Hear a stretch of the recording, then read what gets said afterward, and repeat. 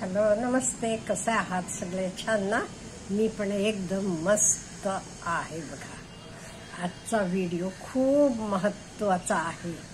साठीचे आसपास असलेले ना, साठीचे पुढचे नाही, इवन बाकीचे नाही, आपण साठी नंतर करायची महत्त्वाची कामे का करायला पाहिजे म्हणजे आपले नंतर आपल्याला आपले मुलाबाळांनी भांडत बसायला नको, गोडी गुलाबीनं राहायला पाहिजे किंवा त्यांना कुठला त्रास होऊ नये, ही आपले प्रत्येक आई वडिलांची अपेक्षा असते. त्यामुळे आपण ही कामं करायला पाहिजे. मी तर सगळी केलेली आहेत. आपण केली नसली की ताबडतोब करा. पहिलं म्हणजे आपला विल करून ठेवायचं. आपली काय प्रॉपर्टी आहे ती आपले नंतर कोणाला, हे आपण विल रजिस्टर करून ठेवायला पाहिजे. नाही ते नंतर कोर्ट कचेऱ्या, सगळे पैसे नको तिथे त्या लोकांनाही खर्च करावे लागतात, त्रास होतो. हे सगळ्यातनं बाहेर पडायला आपण आपले इच्छेप्रमाणे आपला विल करून ठेवायचं. In the same way property, बँकेचं काय आहे तर सगळं, कुठे नॉमिनी नसले तर नॉमिनी घालून ठेवायची, अपडेट करायचं, सगळं करून ठेवायचं. म्हणजे पुढच्या पिढीला काही त्रास होणार नाही.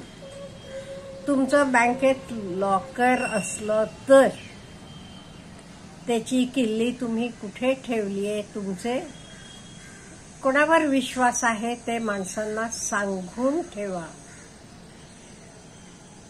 का म्हणजे पुढे नाही ते जड जाते किंवा गरज नसली की त्याला पण नॉमिनी लावायचंच असते.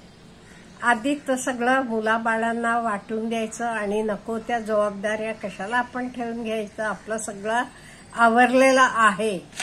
त्यामुळे असं केलं तरी चालते. पण लॉकर तुमचे ताब्यात असलं ते त्याची किल्ली आणि त्याला नॉमिनी लावणं म्हणा किंवा त्यातनं आणि कोणाला काही द्यायचं असलं, हे सगळं तुम्ही करून ठेवायला पाहिजे.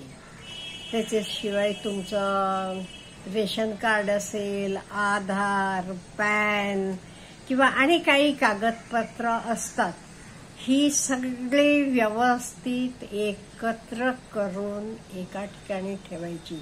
नाही ते कुठला कुठेही असलं की आपले नंतर हे कशाला नको म्हणून टाकतील आणि त्यात काही महत्वाचे कागदपत्र जातील, काही प्रॉपर्टीचे कागदपत्र असतील, इवन साधं रेशन कार्ड असेल, आधार असेल, पॅन असेल आणि काही तुमचे कागदपत्र असले तरी ते सगळे व्यवस्थित योग्य ठिकाणी एकत्र ठेवायचे,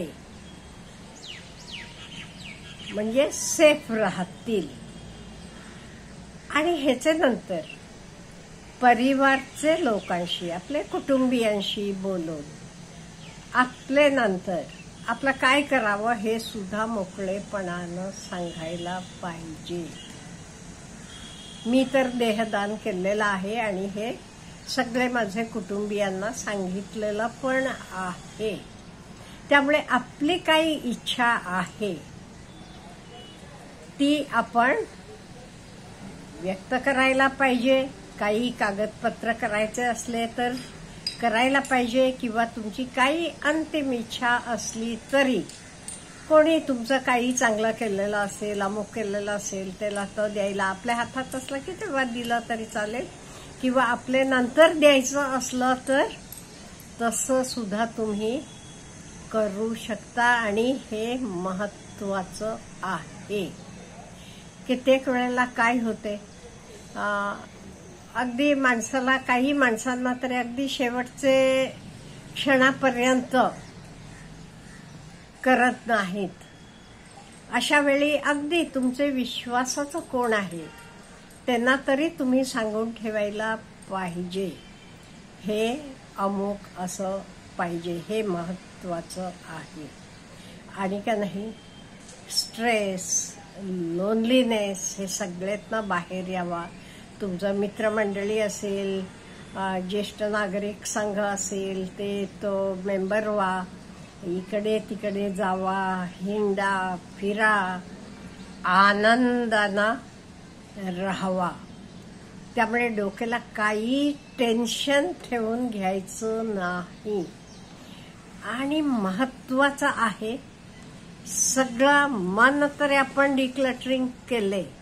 इन द सेम वे घरात सुद्धा नको असलेल्या गोष्टी सगळ्या डिक्लटर करा.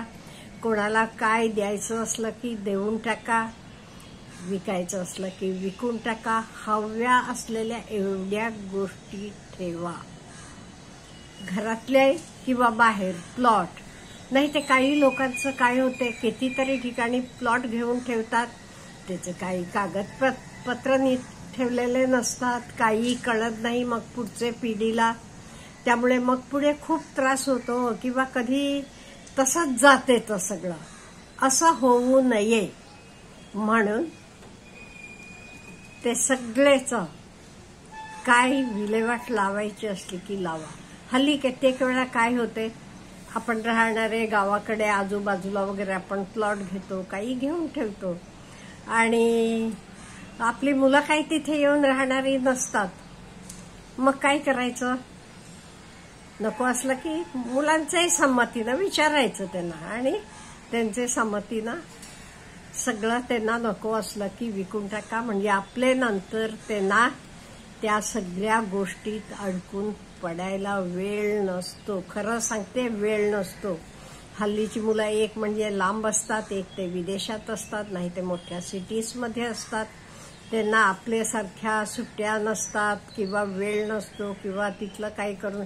त्यामुळे शक्य एवढा आपण का नाही, घर कसं मी नको असलेला स्वच्छ करून ठेवा म्हटलं, इन द सेम वे आपले प्लॉट असतील आणि काही इन्व्हेस्टमेंट म्हणा, काही हे सगळ्याची साठी झाली आहे. म्हणजे सगळं व्यवस्थित हे करून ठेवायचं. विचारायचं पाहिजे ते मुलांना, तू येऊन राहणार आहेस का, असू देत का, इथे इथे ह्या आहे, नाही ते आपण विकून टाकूया म्हणा आणि विकून टाकायचं. का म्हणजे नंतर ती तुमचे नंतर कुठे सगळं करत बसणार हो.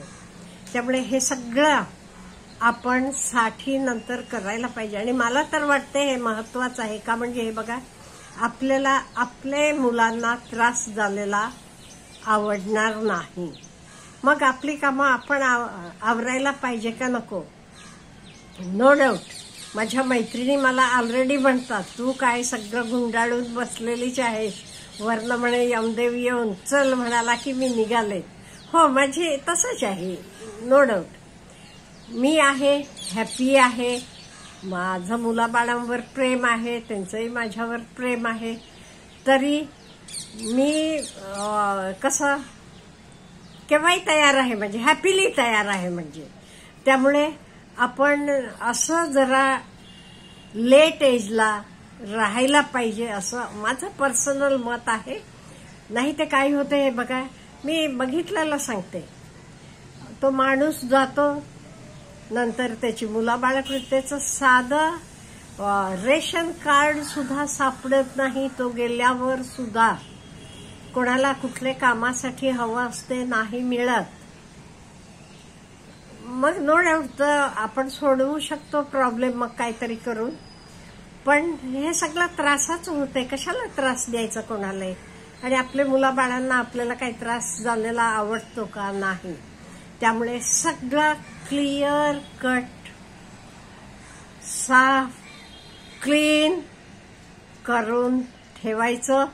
आणि इवन आपण आपल्या सगळ्या ह्या वस्तू, डॉक्युमेंट्स असेल, काय कुठे ठेवतो, काय आहे, आपले मुलांना म्हणा, महत्वाचं आहे ना, सांगून ठेवायचं. हे बघा एवढं एवढं आहे आपल्याकडे, अमुक अमुक आहे, असं क्लिअर कट राहायचं. म्हणजे आपल्यालाही काही त्रास नाही. आणि आपल्या मुलाबाळांना सुद्धा कशाचाही त्रास होणार नाही आणि अगदी शेवटपर्यंत आनंदी राहायचं, बिझी राहायचं. आपल्याला काय करायला आवडते तर करायचं, हिंडायला फिरायला आवडते ते हिंडायला फिरायला जायचं आणि मित्र मैत्रिणींबरोबर बोलायचं, आपले संबंध छान ठेवायचे आणि अगदी मस्तपैकी राहायचं. बघा, आपण ही सगळी काही कामं राहिलेली असली तर मला वाटते पटकन सगळं करून ठेवा आणि आनंदी राहावा. आपल्याला काय म्हणायचं आहे हे मला प्लीज कळवा, म्हणजे माझे मताशी आपल्याला, म्हणजे माझं मत आपल्याला पटते हे माझं पर्सनल मत आहे, पण मी शेअर केले म्हणजे तुम्हाला पटत असलं की तुम्ही तर फॉलो करू शकता. Have a good day.